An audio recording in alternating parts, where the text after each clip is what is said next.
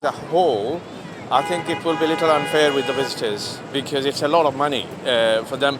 Because normally, I think when you come here, you spend, if you are here for 10, 15 days, you will spend maybe 4, 5,000 US dollars. But if it's another 15 grand on top, it's just a lot. I think it's unnecessary. I think it's a burden on people as it is. All these people, it's hard enough to be leaving your family behind, leaving your loved ones behind. It can be a culture shock for some. And it's more of the same thing. It's more of the same policies from him. It's trying to stop, that international trade. We value ourselves, Americans, in multiculturalism, individuality, unique cultures and whatnot. And he's stopping that. He's trying to prevent us from being who we are as Americans. And I think that's just, it's wrong and it needs to be stopped. I think it's terrible. That's a terrible thing. It's going to be very harmful for our country. Yeah, it is. For tourism, it's already, Seems like everything that's happening every day keeps just gets people worse away. and worse. Yeah. Nothing shocks me anymore. That's it's right. just outrageous. It's hard to keep track of everything that's going on. It's awful. America, living in the U.S. America, born to be free. America, living in the USA.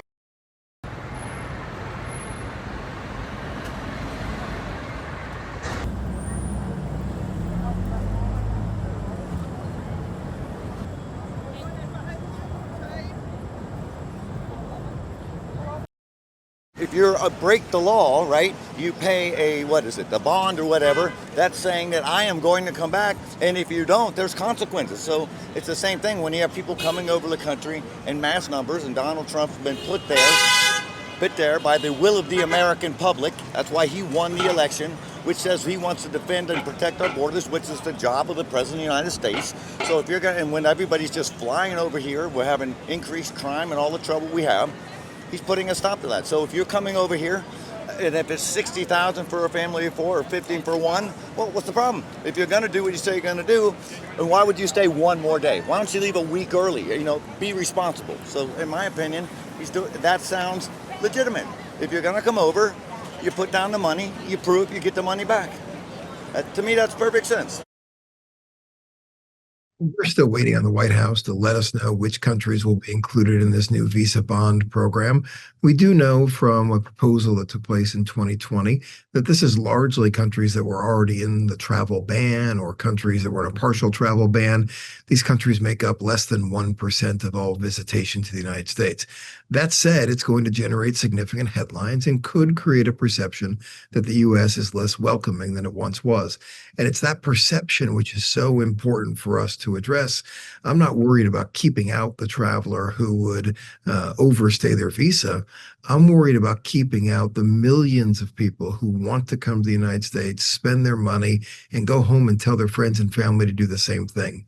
If we lose those travelers, if those travelers choose to go to other markets, our travel trade deficit will grow, our small businesses will suffer, and the U.S. economy will take a hit.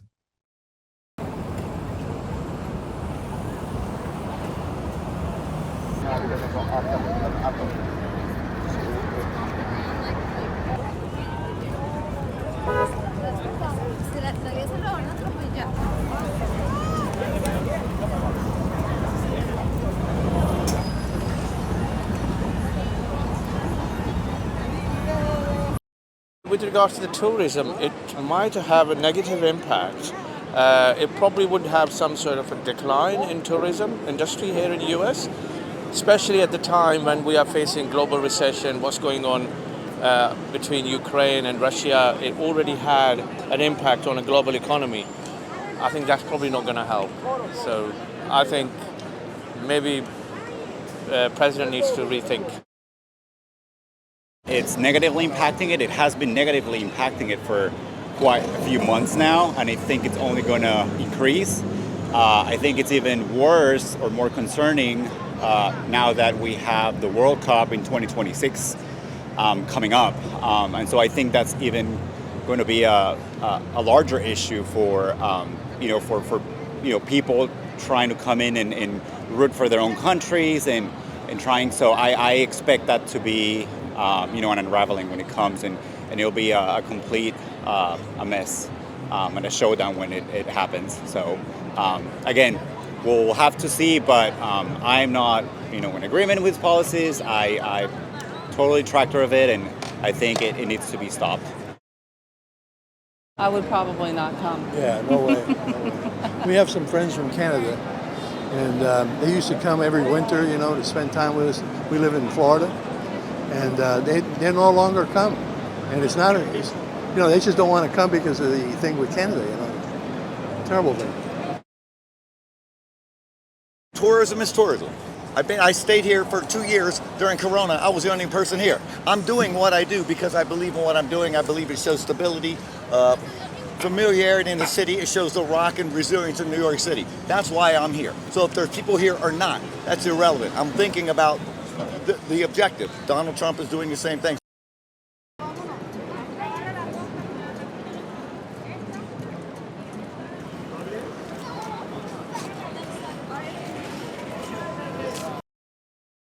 We're going to do everything we can do to ensure that this new junk fee created by Congress never sees the light of day. This is a fee that would make Ticketmaster blush in terms of its cynical approach. It's stealing money from people who want to come here and should be putting that money in the pockets of small businesses, in local communities, and not be giving it to the U.S. federal government. We think this fee could have a substantial deterrence on people choosing to come to the United States. It ranks the United States number 2 in the world in the most expensive country to get into from a fees standpoint. That's before you already get into the country that has a strong dollar and is already cited for its high costs as a reason not to come to the United States. Now, these foreign travelers that come, they spend on average $4,000 per person per trip. That's 8 times what an American spends as they travel around the country. These foreign travelers don't use our services. They're not using the healthcare. They're not using the education. They're coming. They're spending their money. They're leaving it with us, and they're going home to their native country.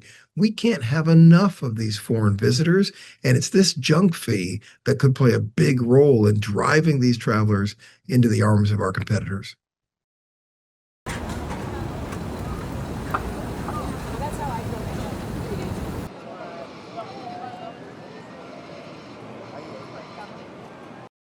These fees, these deterrents are really a self-imposed tariff on ourselves.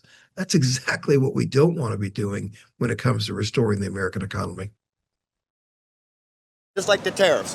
He's raising the tariffs, and we're going to experience some short-term market fluctuations, whatever, but the long-term trajectory is the good of the economy and the good of us, our trade relations with other countries. So it's the good of the country, right? It's the same thing.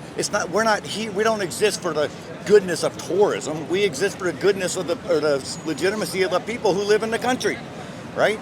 So if tourism, in fact, takes a little hit, I'm not here. It's about the country. It's not about my individual. If Naked Cowboy doesn't get enough tourists, Donald Trump should subvert his policies for my benefit. That's not being an American. You're looking at the good of the country as a whole. And I believe that, again, America First is taking care of the country first. And we just saw what happened with 4 years of an administration who puts every other country first, and we're walked on, spit on. Our cities are being rotted out by left-wing fanatical liberalism. And on that note, Curtis Lee was for mayor of NYC. Mamdami's just a left-wing lunatic like AOC.